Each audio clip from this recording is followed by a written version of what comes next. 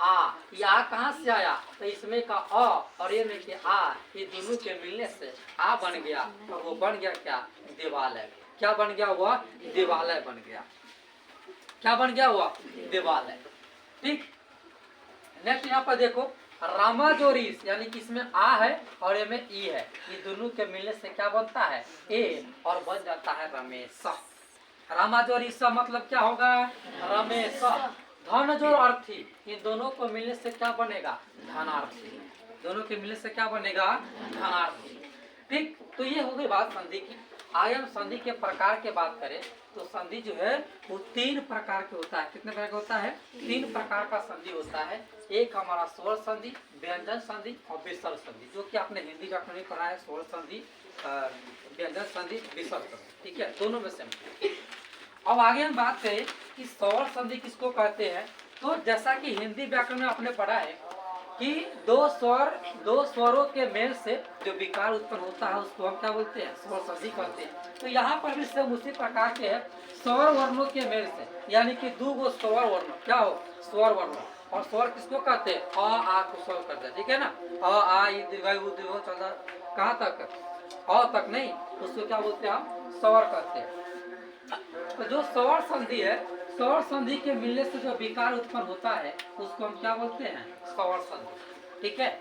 स्वर वर्ण के मिलने से जो विकार उत्पन्न होता है उसको कहते हैं स्वर संधि। जैसे यहाँ पर देखिए, इसमें आ है, क्या है यहाँ पर? आ, और यहाँ पर क्या है?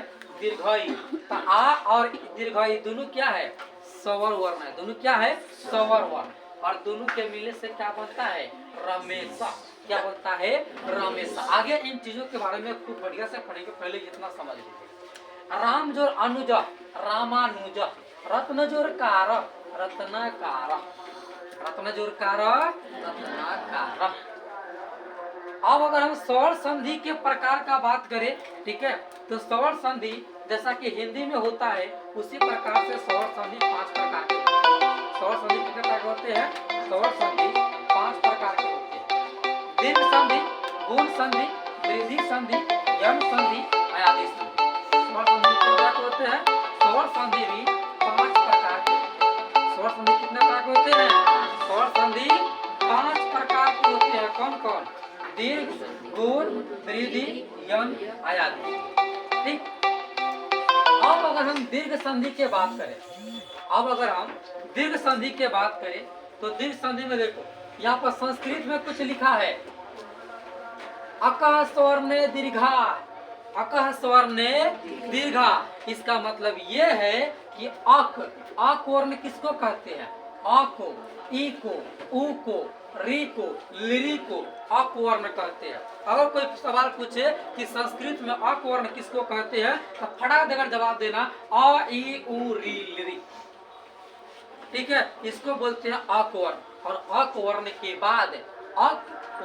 बाद अगर कोई स्वर वर्ण आएगा, अक वर्ण के बाद अगर कोई स्वर वर्ण आएगा तो उन दोनों स्वरों का, यानी कि ये वाला और इसके बाद जो आएगा, इन दोनों का क्या हो जाएगा? दीर्घ हो जाएगा। क्या हो जाएगा? दीर्घ हो जाएगा। आप इसको यहाँ पर समझिए। देखो, ये स्वर वर्ण है, अ किसका वर्ण है?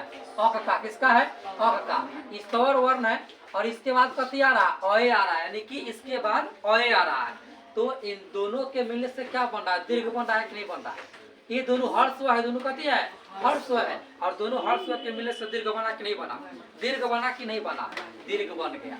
अच्छा, यहाँ पर देखो, ये अक वर्ण है, इसके बाद दीर्घ आया है, तो अक के बाद दीर्घ आया तो भी क्या बनेगा? दीर्घ बनेगा।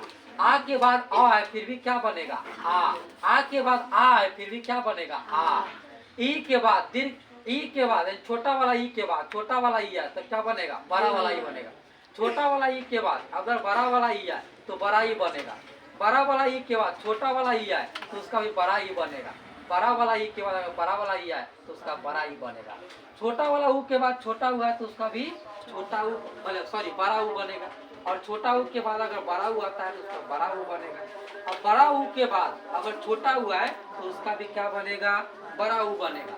और बड़ा ऊ के बाद अगर बड़ा ऊ आता है तो उसका भी क्या बनेगा? बड़ा ऊ।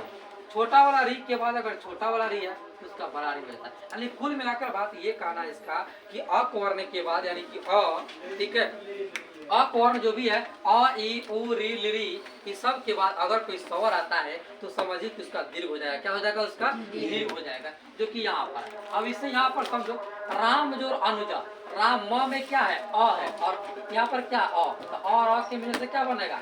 आ। यहाँ पर जो पाई लगी है या को दिखा रहा है, तो राम जो अनुजा मतलब रामानुज, क्या होगा? रामानुज।